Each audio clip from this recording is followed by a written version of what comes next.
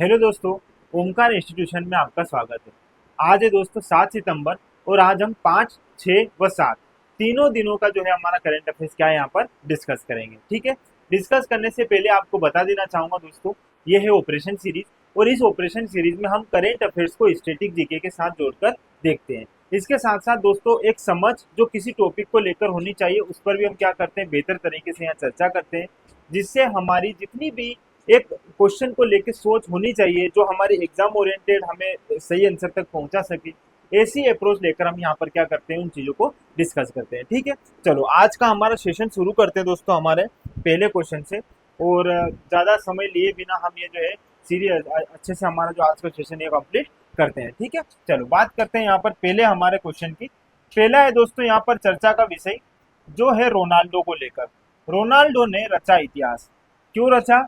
क्योंकि यहाँ पर इन्होंने 900 गोल दाग दिए हैं दोस्तों। रोनाल्डो, क्रिस्टियानो रोनाल्डो जो नाम है आपने सुना ही होगा, इन्होंने अपने प्रोफेशनल करियर में दोस्तों कितने 900 गोल पूरे कर लिए हैं। और ऐसा करने वाले विश्व के कौन से ये दोस्तों पहले खिलाड़ी ऐसे बन गए। ठीक है। ये बात आप यहाँ पर याद रखना। इनका खेल आप पता ही है, ये किस खेल से संबंधित है दोस्तों? फुटबॉल से। ये याद रखना।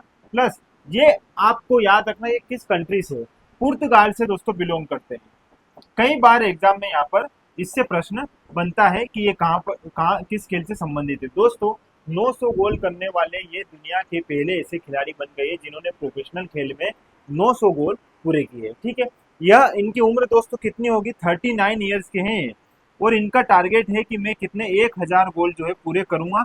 यदि शारीरिक रूप से मैं अच्छा रहा, यदि मुझे किसी प्रकार की चोट नहीं आई, तो मैं जल्दी ही जो है 1000 गोल पूरे कर दूंगा। ठीक है। इनका ऐसा मानना है। और दोस्तों इनके बाद अगर कोई है दुनिया में दूसरे नंबर पर ऐसे गोल करने वाला, तो 838 गोल के साथ कौन? Lionel Messi. मेसी जो है दोस्तों ये है 37 वर्षीय खिलाड़ी और इन्होंने दोस्तों 838 गोल इन्होंने भी अपने नाम किए हैं अपने प्रोफेशनल करियर में। ठीक है। तो यहाँ पर रोनाल्डो ऐसे पहले खिलाड़ी बन गए जिन्होंने 900 गोल पूरे किए हैं। याद रखना ये दोस्तों किस देश से संबंधित है? पुर्तगाल से संबंधित है। इतना इंपॉर्टेंट है। बहुत सारे क्लब से इन्होंने खेल खेला है। रियल मैड्रिड नाम याद रखना, वहां से इन्होंने लगभग 400 से प्लस जो है गोल उसी फुटबॉल क्लब से इन्होंने किए हैं। ये यहाँ पर फोटो देख लीजिए, आप जानते हो इनके बारे में बेहतर तरीके से। ठीक है। आगे बात करते हैं दोस्तों पेरिस पैरा ओलंपिक की। Paris para Olympic Bharat 6 gold के साथ 14वें स्थान पर पहुंच चुका है। दोस्तों भारत ने अभी तक के इतिहास में 6 गोल्ड नहीं जीते थे। पिछला जो टोक्यो पैरा ओलंपिक था उसमें हमने 5 गोल्ड मेडल जीते थे। इस बार हमने कितने दोस्तों यहाँ पर 6 गोल्ड जीत लिए और 6 गोल्ड के साथ हमारी पोजीशन कौन सी दोस्तों? 14 नंबर की। थोड़ी सी कहानी समझते हैं पेरिस पैरा ओलंपिक की, फिर हम बात करेंगे दोस्तों इन सारे खिलाड़ियों की, किन किन खिलाड़ियों ने गोल्ड जीता है वो देख लेते हैं। फिर साथ साथ एक और बात याद रखना, इस बार भारत के 11 ऐसे खिलाड़ी हैं जिन्होंने टोक्यो ओलंपिक में भी मेडल जीता था और पेरिस पैरा ओलंपिक में भी मेडल जीत लिया है। तो दोनों बातें इंपॉर्टेंट है, सीधे सीधे प्रश्न बनेंगे। थोड़ी सी पेरिस पैरा ओलंपिक की बात हम कर लेते हैं, फिर बात करते हैं दोस्तों हमारे इन मेडल्स की। तो ये है हमारा पेरिस पैरा ओलंपिक और पेरिस पैरा ओलंपिक हमारे लिए बहुत यादगार और बहुत ही अच्छा रहा है दोस्तों। ठीक है। क्यों? क्योंकि इस बार हमने मेडल्स की बौछार लगा दी है। ठीक है। ये याद रखना आप। तो भारत ने पेरिस पैरा ओलंपिक में दोस्तों 26 मेडल जीत लिए। अभी तक की बात मैं करूं, आज तक की मतलब 7 सितंबर की अगर मैं बात करूं, तो आज तक अभी तक हमने कितने 26 मेडल यहाँ पर जीत लिए हैं, जिसमें हमने कितने 6 गोल्ड जीत लिए हैं दोस्तों। इससे पहले जो हमारा टोक्यो पैरा ओलंपिक था उसमें हमने जीते थे 5 गोल्ड। ये याद रखना। अभी हमारे पास एक दिन और है क्योंकि पेरिस पैरा ओलंपिक जो है ये कब से कब तक चल रहा है दोस्तों? ये चल रहा है 28 अगस्त से लेके 8 सितंबर तक। तो ये जो है 9 दिन इसको क्या है पूरे हो गए हैं आज, और कल जो है इसका लास्ट डे रहेगा। तो अभी भी हमारी सूची में जो है मेडल्स की स्थिति बढ़ सकती है, इस बात की भी पूरी संभावना है। लेकिन आज तक अभी तक जो जितने मेडल जीते हैं उनके बारे में मैं आपको बेहतर तरीके से बता देता हूँ। थोड़ा सा पेरिस पैरा ओलंपिक के बारे में समझो और इसके साथ साथ दोस्तों पैरा ओलंपिक के इतिहास को भी जानो। पैरा ओलंपिक जो है दोस्तों आपने देखा होगा, पहला विश्व युद्ध हुआ, दूसरा विश्व युद्ध हुआ और दूसरे विश्व युद्ध के बाद लोग जो है जिन जिन लोगों ने उन युद्धों में भाग लिया था वो पूरी तरीके से अपने ऑर्गन्स को क्या है खो चुके थे। ठीक है, ऐसी स्थिति में उनके लिए जीने के लिए कोई ऐसी विशेष वजह नहीं थी, कुछ रोमांचिक तरीके से वो अपना जीवन बिता पाए, इसी बात को ध्यान में रखकर एक व्यक्ति है जो जर्मनी के थे बेसिकली, लेकिन उन्होंने दोस्तों इन खेलों के प्रारंभ में अपनी महत्वपूर्ण भूमिका निभाई। व्हील चेयर के नाम से खेल जो है ये शुरू हुए थे और उनका नाम है दोस्तों यहाँ पर गुटमैन। गुटमैन याद रखना, अगर याद रख पाओ तो लुथमैन भी है, लुडविल, लुथविल, लुथविल गुडमैन।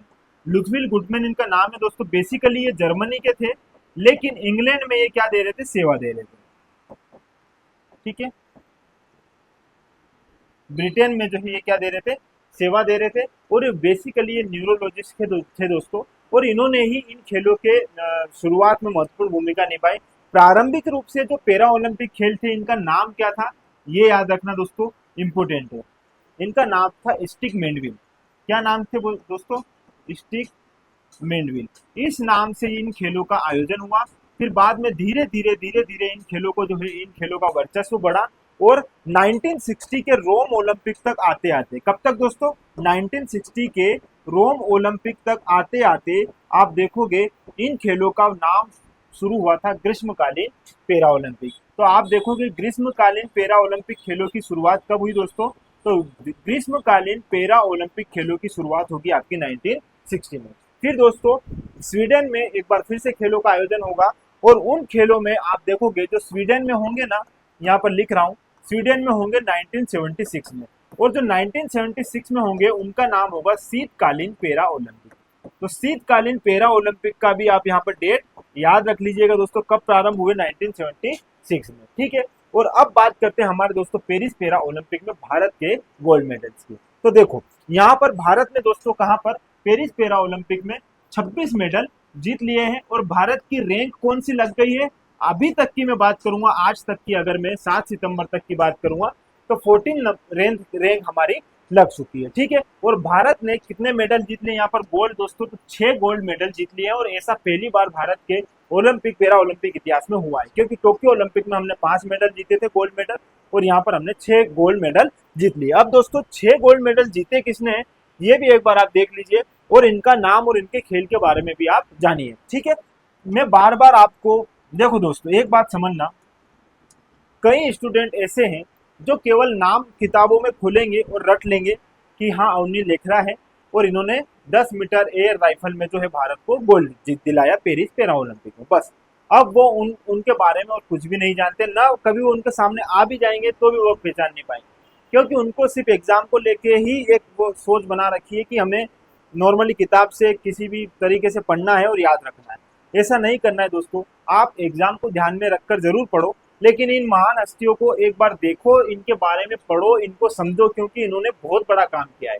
इतनी सारी चुनौतियां होने के बावजूद भी उस लेवल तक पहुंचना आपके लिए ये विशेष बहुत महत्वपूर्ण बात है कि आप इनके बारे में जानो, इनको चेहरे से जानो, इनके फोटो देखो, ताकि दोस्तों एक एहसास अंदर से हमें भी होना चाहिए कि हाँ यार इन लोगों ने कुछ किया है। ऐसा नहीं है कि यार ठीक है हरमिंदर सिंह जो है, अब हरमिंदर सिंह को आप फोटो में नहीं देखोगे, फेक में पढ़ लोगे, हाँ हरमिंदर सिंह जो है इन्होंने जो मेडल जीता है, भारत को गोल्ड दिलाया है इन्होंने, और तीरंदाजी में इन्होंने मेडल जीता है, तो ये कैसे, मतलब आपने बस उसको, अब वो कौन है क्या है उनके बारे में आपको कुछ भी पता नहीं है। लेकिन यहाँ मैं आपको फोटो के माध्यम से इनको फिर से जो है रूबरू करवाऊंगा। इससे दोस्तों क्या है, जब भी आपके मन में इस प्रकार की कोई सी भी चीज आए, जब भी आप न्यूज़पेपर में सारी चीज अगर देखते हो कहीं भी, तो आपको अच्छे से रिकॉल हो पाए। ठीक है, और यही उद्देश्य है मेरा कि आप इनको जानो, इनको समझो, और फिर जो है अपने एग्जाम के लिए भी इनके तथ्यों को याद करो। ठीक है, बात करते हैं दोस्तों अवनी लेखरा की। अवनी लेखरा जो है, इन्होंने भारत को क्या दिलाया है, गोल्ड दिलाया है। टोक्यो ओलंपिक में भी इन्होंने गोल्ड दिलाया था, और यहाँ पर पेरिस पैरा ओलंपिक में भी इन्होंने गोल्ड दिलाया, गोल्ड भी दिलाया है इन्होंने दोस्तों। तो ये याद रखना, यहाँ पर इनके पास 2 गोल्ड हो गए, टोक्यो में भी और इसमें भी। मतलब भारत में पहला गोल्ड जो है दिलाने वाली कौन, अवनी लेखरा। निशानेबाजी से संबंधित है, 10 मीटर एयर राइफल। ठीक है, SH1 कैटेगरी से खेलती है। SH1 कैटेगरी क्या होती है दोस्तों, ऐसी कैटेगरी जिसमें जो ऊपर अपर बॉडी और लोअर बॉडी जो है वो अच्छे से काम नहीं कर पा रही है, या फिर वो ऑर्गन्स है ही नहीं, मतलब पाँव है ही नहीं, हाथ है ही नहीं, तो ऐसी स्थिति में SH1 कैटेगरी बताई जाती है। ठीक है, ये बात आप यहाँ पर याद रखना, इंपॉर्टेंट है। ठीक है, चलो फिर बात करते दोस्तों, ये है हमारे सुमित अंतिम।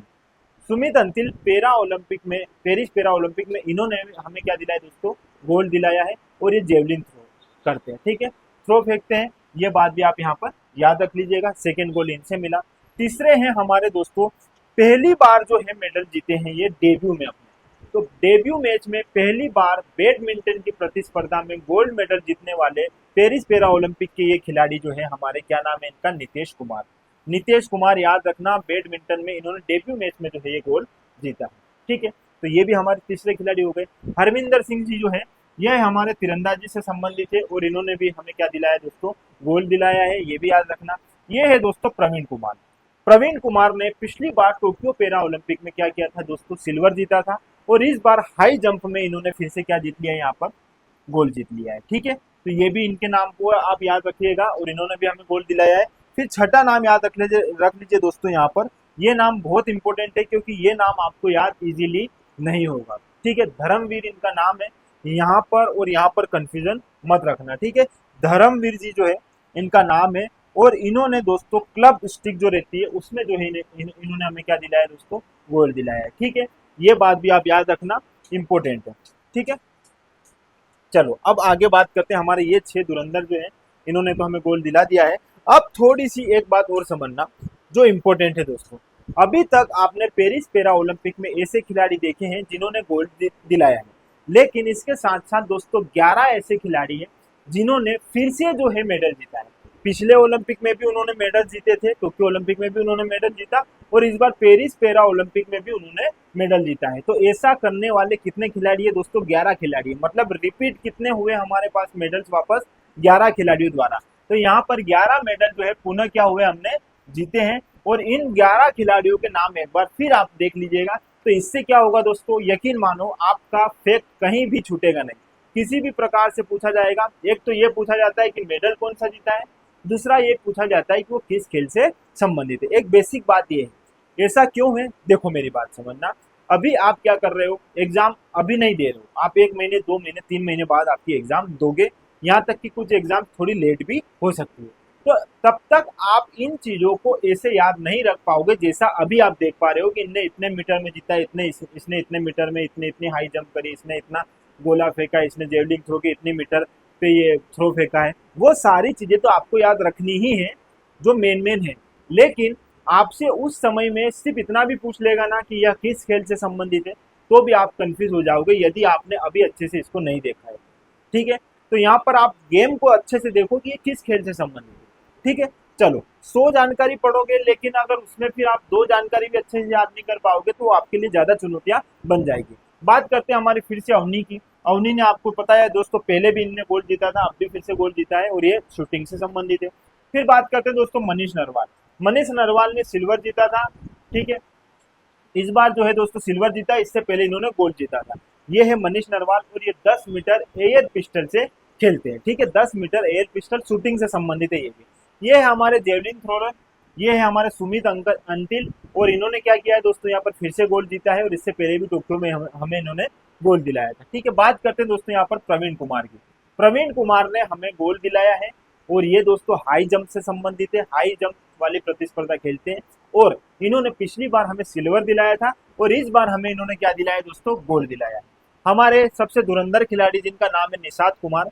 निषाद कुमार भी दोस्तों हाई जंप से संबंधित है, हाई जंप की प्रतिस्पर्धा खेलते हैं। पिछली बार भी इन्होंने सिल्वर दिलाया था, इस बार भी इन्होंने हमें क्या दिलाया है, सिल्वर दिलाया है। फिर बात करते हैं दोस्तों हमारे योगेश कथुपिया की। योगेश कथुपिया डिस्कस थ्रो से संबंधित है और इन्होंने फिर से हमें सिल्वर दिलाया है। ये बात आप यहाँ पर याद रख लीजिएगा। ये आ गए हमारे हरविंदर सिंह जी, इन्होंने हमें गोल्ड दिलाया है।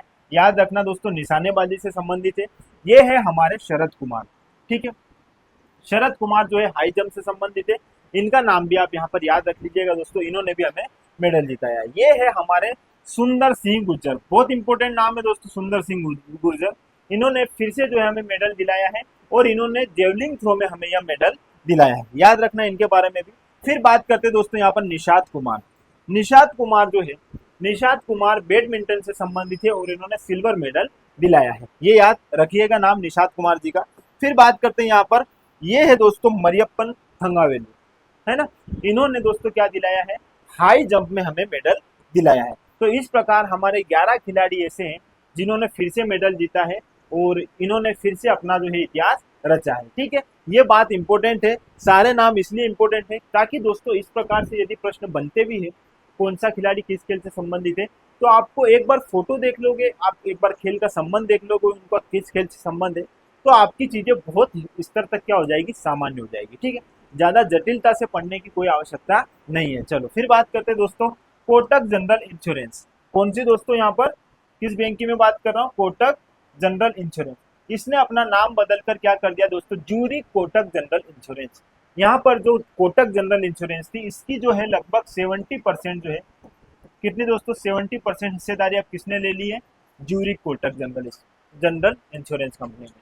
और इसका नाम अब क्या कर दिया यहाँ पर, Zurich Kotak general insurance company. इस कंपनी ने अपनी शुरुआत करी थी दोस्तों कब से, 2015 से। इसने 2015 में इसको दोस्तों स्थापित किया गया था, ये बात आप याद रखना। और हाल ही में दोस्तों 70% इसकी हिस्सेदारी लेकर इसका नाम ज्यूरिक कोटक जनरल इंश्योरेंस कर दिया है। एक बात और याद रखना, 2021 में भारत सरकार ने दोस्तों एक डिसीजन लिया था जिसमें ये था कि जो एफडीआई है उसमें ये जो कंपनियां हैं लगभग 74% तक अपनी हिस्सेदारी ले सकती है।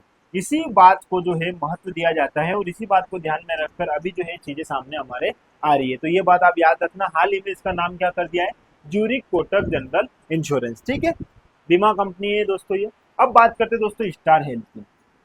स्टार हेल्थ ने दृष्टिबाधितों के लिए ब्रेल बीमा पॉलिसी की शुरुआत की है। इंपॉर्टेंट है दोस्तों स्टार हेल्थ ने अपना काम शुरू किया था 2006 में। ठीक है, और ये किससे संबंधित है दोस्तों, ये बीमा से संबंधित है। अब ये बीमा भी किस क्षेत्र में देगा, स्वास्थ्य में। स्वास्थ्य क्षेत्र में बीमा देने वाली ये कंपनी है स्टार हेल्थ कंपनी। 2006 में इसने अपनी शुरुआत की थी और हाल ही में दोस्तों इसने दृष्टिबाधितों के लिए ब्रेल बीमा पॉलिसी की शुरुआत कर दी है। ब्रेल बीमा पॉलिसी मतलब ये जो दृष्टिबाधित लोग हैं दोस्तों, उनके स्वास्थ्य में यदि वह 40% से अधिक विकलांग है, 40% यदि उनकी बॉडी विकलांगता से ग्रसित है, तो ऐसी स्थिति में यह कंपनी उनको क्या देगी, बीमा प्रदान देगी। उनके स्वास्थ्य की गतिविधियों को बेहतर तरीके से वो संचालित कर पाए, बेहतर तरीके से अपने जीवन को जी पाए, इसके लिए स्वास्थ्य से संबंधित इन गतिविधियों के लिए यह कंपनी क्या करेगी, इनको बीमा प्रदान करेगी। इंपॉर्टेंट है स्टार हेल्थ, ये भी आप यहाँ पर याद रख लीजिएगा। ठीक है, बात करते दोस्तों भारत और यूएई ने ऑडिट सहयोग को मजबूती प्रदान की है। ऑडिट सहयोग मतलब दोस्तों लेखा परीक्षा, मतलब लेखन जोखन जो है, आपके यहाँ पर क्या लेखा जोखा चल रहा है, इस बात की जानकारी आप हमें दोगे। आपके यहाँ पर जो भी विषय है, प्रशासन से संबंधित जो है गतिविधियां जो चलती है, उसकी जानकारी आप हमें दोगे। तो इस प्रकार की साझेदारी यहाँ पर किसने, भारत और यूएई ने की। भारत से कौन करेगा दोस्तों, सीएजी, क्योंकि भारत में जितना भी लेखा जोखा जो है उसका कार्य कौन करता है, control and auditor general. Bharat का नियंत्रण एवं महालेखा परीक्षक, अगर हिंदी में बोलते हैं इसको क्या बोलते हैं, भारत का नियंत्रक एवं महालेखा परीक्षक। थोड़ी सी कहानी समझना इसकी। देखो दोस्तों, भारत का नियंत्रण एवं महालेखा परीक्षक क्या करता है दोस्तों, भारत की जो संचित निधि है, संचित निधि जहाँ पर भारत का जो जितना भी व्यय है, आय व्यय है, उनका सबका जो है काम संचित निधि से ही होता है। तो जितनी भी भारत सरकार द्वारा आय व्यय की जाती है, उनका लेखा जोखा रखता है कौन, हमारा केग। ठीक है, केग का काम क्या है कि भारत सरकार का जो दोस्तों ये क्या है, भारत सरकार जो है उसका जितना भी काम रहता है, सरकारी खजाने से वो कहाँ निकाल रहा है, कहाँ दे रहा है, कितना आ रहा है, कितना जा रहा है, उन सब का लेखा जोखा करता है हमारा केग। सामान्य भाषा में मैं आपको यहाँ पर बता रहा हूँ। ठीक है दोस्तों, यहाँ पर केग जो है, इस पर किसी भी मतलब सरकार का कोई नियंत्रण नहीं है, यह सरकार से स्वतंत्र निकाय है। मतलब दोस्तों इसका भारतीय संविधान में उल्लेख है। अगर मैं भारतीय संविधान के संदर्भ में इसकी बात करूं, तो भारतीय संविधान में दोस्तों अनुच्छेद जो है हमारा 148, कौन सा, संविधान का अनुच्छेद 148 किससे संबंधित है दोस्तों, कंट्रोल एंड ऑडिटर जनरल से। याद रखना, भारतीय संविधान का 148 अनुच्छेद किसकी बात करता है, केग की बात करता है। हाल ही में हमारे केग कौन है, तो नियंत्रण एवं लेखा परीक्षक कौन है दोस्तों, गिरीश चंद्र मुर्मू। गिरीश चंद्र मुर्मू, ये नाम आप याद रख लीजिएगा, कई बार एग्जाम में सीधा सीधा पूछा जाता है कि भारत के केग कौन है, गिरीश चंद्र मुर्मू। और ये कौन से क्रमांक के दोस्तों, ये 14वें क्रमांक के है। ये बात भी आप यहाँ पर याद रख लेना, इंपोर्टेंट है केग को लेकर। भारतीय संविधान में इसका उल्लेख है, इसलिए दोस्तों यहाँ पर सरकार का इस पर कोई नियंत्रण नहीं है, क्योंकि ये एक स्वतंत्र निकाय है। और यदि स्वतंत्र होगी तभी तो भारत सरकार कहाँ खर्च कर रही है, सही जगह खर्च कर रही है, गलत खर्च कर रही है। इवन यहाँ तक कि दोस्तों जो राज्य है, राज्य की जो संचित निधियां है, राज्य के द्वारा भी जो आय व्यय का काम कर रहा है उसको भी ये ध्यान करता है, उसको भी ऑडिट कर सकता है हमारा के। ठीक है, यहाँ तक कि जो केंद्र शासित प्रदेश है जहाँ पर विधानसभाएं हैं, वहां की भी संचित निधि पर ये अपना हस्तक्षेप कर सकता है, लेखा जोखा कर सकता है। ये सारी बातें आपको केक के संदर्भ में यहाँ पर याद रखनी है। ठीक है दोस्तों, एक बात और याद रखना, कई बार एग्जाम में पूछा जाता है जो केग होता है उसकी नियुक्ति कौन करता है। अब दोस्तों नियुक्ति कौन करेगा, तो इसको अपॉइंट कौन करता है, राष्ट्रपति करता है। राष्ट्रपति इसको क्या करता है, अपॉइंट करता है। ये बात भी आप यहाँ पर मेंशन कर लीजिएगा। तो यहाँ पर देखो एग्जाम में क्या क्या पूछता है, कौन अपॉइंट करता है, वर्तमान में कौन है, ये पूछा जाता है। दूसरा पूछा जाता है यहाँ पर आर्टिकल। ठीक है, ये 3-4 फैक्ट जो है आपको इसको लेकर याद रखने होंगे। तो हाल ही में भारत सरकार और यूएई के मध्य जो है ये क्या हुआ है, ये साझेदारी हुई है। ये क्या करेगी दोस्तों, यूएई और भारत के संबंधों को और क्या करेगी, मजबूती प्रदान करेगी। इसके साथ साथ दोस्तों यहाँ की जो प्रशासनिक गतिविधियां है इसके बारे में यूएई जानेगा, और यूएई की जो प्रशासनिक गतिविधियां जो है उनके बारे में हम भी जानेंगे। क्योंकि दोस्तों लेखा जोखा मतलब यही कि वहाँ की जो है सरकार किस प्रकार काम कर रही है, वहाँ का प्रशासन किस प्रकार से काम कर रहा है। तो ऐसी चीजें यहाँ पर भारत को भी सुनने को मिलेगी, किस प्रकार से जो है संचालित किया जा सकता है, बेहतर तरीके से अपनी जो है व्यवस्था को बनाया जा सकता है। तो ये एक बहुत महत्वपूर्ण साझेदारी है जो आपको यहाँ पर देखनी है, जो इम्पोर्टेंट भी है एग्जाम के पॉइंट ऑफ व्यू से। ठीक है, तो यहाँ पर दोस्तों इतना हमारा करंट अफेयर्स था, उसको हमने देखा। फिर बात करते हैं दोस्तों हमारे रिवीजन की। जो हमने पिछली कक्षा में रिवीजन जो हमने क्वेश्चंस लगाए थे, देखे थे, सारा करंट अफेयर्स देखा था, उनका एक बार हम यहाँ पर क्या कर लेते हैं दोस्तों, रिवीजन कर लेते हैं। ठीक है, पहली बात हमारा दोस्तों राष्ट्रीय पोषण सप्ताह कब से कब तक मनाया जाता है। अगर राष्ट्रीय पोषण सप्ताह की मैं बात करूंगा दोस्तों, तो यह प्रतिवर्ष 1 से 7 सितंबर के मध्य मनाया जाता है। सितंबर माह का पहला जो सप्ताह है वो किसमें मनाया जाता है दोस्तों, राष्ट्रीय पोषण सप्ताह के रूप में मनाया जाता है। मुख्यतः इसको मनाने का उद्देश्य आप जानते हो, एनीमिया। एनीमिया जो बीमारी है दोस्तों, उसको समाप्त करने के उद्देश्य से इसको मनाया जाता है। एनीमिया बोले तो दोस्तों रक्त अल्पता। रक्त अल्पता मतलब बोले दोस्तों खून की कमी। खून की कमी किसमें दोस्तों, महिलाओं में। ये बात भी आप याद रखना, महिलाओं में भी स्पेशली सबको दोस्तों, जैसे किशोरिया हुई, जो किशोरी अवस्था में रहती है बालिकाएं, किशोरियों को, ठीक है, और बच्चियों को, ठीक है, गर्भवती महिलाओं को, गर्भवती महिलाओं को, ठीक है, स्तनपान कराने वाली महिलाओं को, स्तनपान करवाने वाली महिलाओं को इसमें शामिल किया जाएगा। इनको जो है दोस्तों एनीमिया से मुक्त करने का प्रयास किया जाता है। और यहाँ पर अगर आप देखोगे दोस्तों, पिछले कुछ सालों में ही लगभग 69% जो है महिला, 69 लाख महिलाओं को जो इसमें डायरेक्ट रूप से जो है क्या यहाँ पर इसका फायदा मिल रहा है इस अभियान का। तो आप यहाँ पर ये बिंदु भी अच्छे से याद रख लीजिएगा। ठीक है, फिर बात करते हैं दोस्तों ब्रुनेई की राजधानी क्या है। दोस्तों हाल ही में प्रधानमंत्री मोदी जी जो है ब्रुनेई की राजकीय यात्रा पर गए हैं, जिसमें द्विपक्षीय यात्रा है। और इसमें दोस्तों भारत के पहले ऐसे प्रधानमंत्री बन चुके हैं यहाँ पर नरेंद्र मोदी जी, जो ब्रुनेई की राजकीय यात्रा पर गए हैं। 2 दिवसीय यह यात्रा है। और यहाँ पर राजधानी आपसे पूछ सकता है, क्योंकि यहाँ अगर सरकार मतलब मोदी जी जो कहीं गए हैं, तो आपके लिए एक चिंता का विषय है कि उस क्षेत्र की आपको जानकारी यहाँ पर रखनी पड़ेगी। क्योंकि एग्जाम में सीधे सीधे ऐसे प्रश्न बनता है जहां पर हमारे राष्ट्रपति, प्रधानमंत्री या हमारे विदेश मंत्री पहली बार किसी देश की यात्रा पर गए हैं, या कुछ महत्वपूर्ण बिंदु है वहां के, तो वो सीधे सीधे एग्जाम में करेंट के रूप में सामने आते हैं। यहाँ पर बंदर सेरी बेगवान जो है, यहाँ पर इनको जो है ये राजधानी है ब्रुनेई की, और यहाँ पर इनका जो है भव्य स्वागत किया गया, ये आप जानते हो। और दोनों देशों के बीच जो है यहाँ पर संबंधों की बात हुई है। ठीक है, आगे बात करते हैं दोस्तों, यहाँ पर अपराजिता महिला एवं बाल विधेयक 2024 पारित करने वाला पहला राज्य कौन सा बन गया है। दोस्तों पश्चिम बंगाल ने अपराजिता महिला एवं बाल विधेयक 2024 पारित कर दिया है।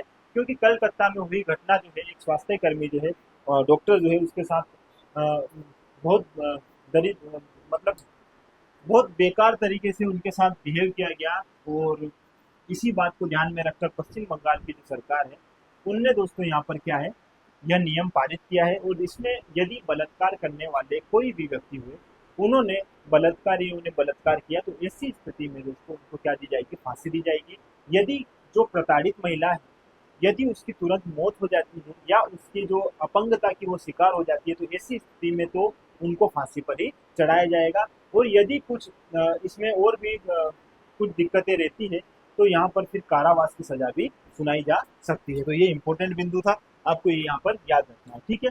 विष्णु युद्ध अभ्यास किससे संबंधित है दोस्तों? वायरस से संबंधित है यह अभ्यास, इसे वायरस अभ्यास भी बोला जाता है, वायरस युद्ध अभ्यास। और ये स्वास्थ्य से संबंधित है, यह एक मॉक ड्रिल अभ्यास है दोस्तों। क्या है? मॉक ड्रिल अभ्यास, जिसमें जो स्वास्थ्य कर्मी जो है, जिनको इसके लिए जो है अपॉइंट किया जाता है कि वो स्वास्थ्य की गतिविधियों को अच्छे से संचालित करें, उन पर ध्यान दिया जाता है कि वह अच्छे से इन सब चीज़ों को कंप्लीट कर पा रहे हैं कि नहीं। जैसे जैसे उनको लक्ष्य दिए गए हैं स्वास्थ्य गतिविधियों को सुधारने के लिए, तो क्या वो उन चीज़ों में अच्छे से अपना काम कर रहे हैं कि नहीं। तो इस प्रकार का यह एक अभ्यास है जो स्वास्थ्य से संबंधित है, आपको यहाँ पर ये याद रखना होगा, ठीक है। चलो फिर बात करते हैं दोस्तों ई गवर्नेंस पर 27वें राष्ट्रीय सम्मेलन में डिजिटल व्यापार के लिए ओपन नेटवर्क को स्वर्ण पुरस्कार से सम्मानित किया गया। यह कहाँ पर आयोजित किया गया, ठीक है। अब बात करें दोस्तों ई गवर्नेंस पर 27वां राष्ट्रीय सम्मेलन कहाँ पर आयोजित किया गया दोस्तों? ये मुंबई में आयोजित किया गया है, ठीक है। ये बात आप यहाँ पर याद रख लीजिएगा, इंपॉर्टेंट है। और यहाँ पर किस बात को ध्यान में रखकर ये बनाया जाएगा दोस्तों? ई गवर्नेंस को, मतलब जो है मार्केट जो है, बाजार जो है दोस्तों, उससे लोगों को जोड़ा जाए। तो इस बात को ध्यान में रखकर जो हमारा यहाँ पर डिजिटल व्यापार के लिए जो काम किया है किसने दोस्तों? ओपन नेटवर्क ने। तो इसी बात को ध्यान में रखकर ओपन नेटवर्क को यहाँ पर क्या दिया गया दोस्तों? स्वर्ण पुरस्कार से सम्मानित किया गया है। फिर बात करते हैं दोस्तों north east United football club. ये कौन सा क्लब है दोस्तों? North east United football club. इसने डूरंट कप विजेता यह बनी है। इन खेलों का आयोजन किस वर्ष से प्रारंभ हुआ? डूरंट खेल जो है दोस्तों 1888 से प्रारंभ हुआ था, आप जानते हो। और यहाँ पर एक बात और याद रखना, डूरंट कप किससे संबंधित है दोस्तों? फुटबॉल से संबंधित है। ये एक बार एग्जाम में क्या, कितनी बार एग्जाम में आया है, ठीक है। तो एक बात आप यहाँ पर ये भी याद रख लीजिएगा। फिर बात करते हैं दोस्तों 2025 में आईसीसी विश्व टेस्ट चैंपियनशिप फाइनल की मेजबानी कौन करने वाला है दोस्तों? लंदन का जो लॉर्ड्स मैदान है, जिसे क्रिकेट का क्या बोला जाता है दोस्तों? मक्का बोला जाता है, या क्रिकेट का घर भी बोला जाता है। किसको? लॉर्ड्स को। तो लॉर्ड्स में आयोजित होंगे 2025 के आईसीसी विश्व टेस्ट चैंपियनशिप, ठीक है। अब यहाँ पर एक बात और याद रखना, आईसीसी जो है दोस्तों अंतरराष्ट्रीय क्रिकेट काउंसिल, इसकी स्थापना हुई थी कब? आपको मैंने सारी बातें बताई है। 1909 में इसकी स्थापना हुई थी, और वर्तमान में इसका हेडक्वार्टर क्या है दोस्तों? यूएई। इसी प्रकार भारत में खेलों का संचालन करने वाली बोर्ड कौन सा है दोस्तों? बीसीसीआई, भारतीय क्रिकेट कंट्रोल बोर्ड, है ना। अब बात समझना दोस्तों, यहाँ पर यह जो बोर्ड है, यह बोर्ड क्या करता है? यह भारत में खेलों का क्या करता है? आयोजन करता है। 1928 में इसकी स्थापना हुई थी, कहाँ पर? मद्रास में, ठीक है। और वर्तमान में इसका हेडक्वार्टर कहाँ है दोस्तों? मुंबई। ये बात भी आप यहाँ पर याद रखना। तो इसके जो सचिव है दोस्तों, वर्तमान इसके सचिव कौन है यहाँ पर? जय शाह, ठीक है। जय शाह इसके सचिव है, और यही जय शाह जो है आईसीसी के सबसे कम उम्र के चेयरमैन बनने वाले पहले भारतीय बन गए हैं, ठीक है। ये चेयरमैन बन गए हैं सबसे युवा। कहाँ के बन गए हैं ये? आईसीसी के, ठीक है। तो ये सबसे पहले इसके क्या बन चुके हैं दोस्तों? सबसे युवा चेयरमैन बन चुके हैं। अगर मैं बीसीसीआई के अध्यक्ष की बात करूंगा दोस्तों, तो अध्यक्ष कौन है? अध्यक्ष आप याद रख लीजिएगा, रोजर बिनी। रोजर बिनी जो है क्या है यहाँ पर? बीसीसीआई के अध्यक्ष है। ये कुछ बिंदु जो है आपको यहाँ पर याद रखने होंगे, ठीक है। चलो आगे बात करते हैं दोस्तों, यहाँ पर 10 लाख करोड़ रुपए वार्षिक राजस्व को पार करने वाली पहली भारतीय कंपनी कौन बन गई है? तो रिलायंस इंडस्ट्री लिमिटेड जो है यहाँ पर पहली ऐसी कंपनी बन चुकी है जिसने 10 लाख करोड़ रुपए का वार्षिक राजस्व प्राप्त पार कर लिया है। ये बात भी आप यहाँ पर याद रखना। मुकेश अंबानी जी जो है इसके क्या है दोस्तों? चेयरमैन है, ठीक है। आगे बात करते हैं दोस्तों बिस्लरी। एक पेय पदार्थ को जो है आप देखते हो दोस्तों, कई बार आप पानी की बोतल लेने जाते हो तो आप बोलते बिस्लरी दे दीजिए। तो ये एक पेय पदार्थ को बनाने वाली कंपनी है बिस्लरी, और इसने किसके मध्य बेहतर अपशिष्ट प्रबंधन के लिए साझेदारी की है? तो गोवा के साथ इसने क्या की? अपनी साझेदारी की है। याद रखना, गोवा जो है राज्य, वह जो है बिस्लरी के साथ मिलकर ऐसा अच्छा प्रबंधन करेगा किसका? अपशिष्ट का। तो यहाँ पर ये साझेदारी महत्वपूर्ण है, आपको ये बात भी यहाँ पर याद है, ठीक है। बात करते हैं दोस्तों भारत के सर्वोच्च न्यायालय के नए ध्वज का रंग कौन सा है? हाल ही में राष्ट्रपति जी जो है हमारे द्रौपदी मुर्मू, उन्होंने सुप्रीम कोर्ट का जो है ध्वज जो है उसका अनावरण किया है, और उसके साथ साथ प्रतीक चिन्ह का भी अनावरण किया है। तो इसका रंग कौन सा है दोस्तों? यह रंग है नीला। ठीक है, आप एक बार गूगल करना अच्छे से, उसको देखना, मैंने पूरी जानकारी आपको इसकी यहाँ पर बता दी थी। ठीक है, चलो दोस्तों, इस प्रकार आज के हमारे इस सेशन में हमने वो सारे बिंदु देखे जो हमारे करंट अफेयर से संबंधित थे। साथ ही साथ दोस्तों पेरिस पेरा ओलंपिक के हर बिंदु को हमने अच्छे से देख लिया है। ठीक है, इसके साथ साथ जो पिछली कक्षा थी उसके हमने ऑब्जेक्टिव भी लगा लिए हैं। तो यहाँ पर दोस्तों हर दिन जो हम क्या करते हैं, पहला तो हमारा करंट अफेयर्स उठाते हैं, और उसके बाद दोस्तों जो हमने कल की कक्षा में हमने जो क्वेश्चन लगाए थे, जो हमने करंट अफेयर्स देखे थे, उनके यहाँ पर हम क्या लगाते हैं, क्वेश्चन लगाते हैं। इससे हमारे 2 दिन का करंट अफेयर्स एक ही दिन में हमारा कंप्लीट हो जाता है। ठीक है, तो इस प्रकार दोस्तों जुड़े रहिएगा, और जुड़े रहने के लिए आपका बहुत बहुत धन्यवाद।